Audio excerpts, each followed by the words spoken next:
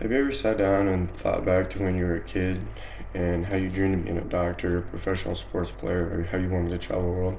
I think about that all the time and how differently my life is from where I thought it would be to where it's actually at now. I never thought that I would live in England for 2 years at the age of 18 or spend 2 years in Iraq, but I did that. My life has been pretty much a traveling circus.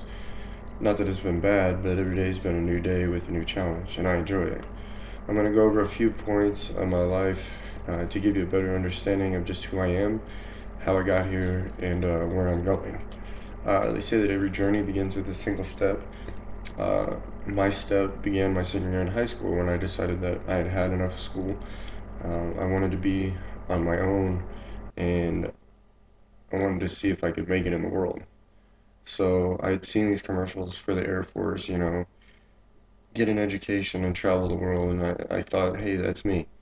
So I went to my local recruiter and I signed up for the Air Force, and I had to wait an entire year in order to leave for basic training. I graduated high school on a Sunday, and then I left immediately for basic training the next day. It was quite a culture shock. I spent 6 months at Lackland Air Force Base getting training to become a Air Force police officer. Um, Once I graduated from Air Force Security Forces Tech School, I moved to Lakenheath, England for my first duty assignment, where I spent 2 years. From Lakenheath, England, I moved to Valdosta, Georgia, to a base called Moody Air Force Base, where I spent 5 years. From Moody Air Force Base, I deployed to Iraq 4 times. Uh, it was quite an experience. I don't suggest anybody go there just on a whim. Uh, and after my 5 years at Moody Air Force Base, I moved to Kirtland Air Force Base, which is in Albuquerque, New Mexico, where I'm currently stationed. I'm currently a flight chief uh, at Kirtland, and I enjoy it. I get to interact with people every day. It's quite an experience.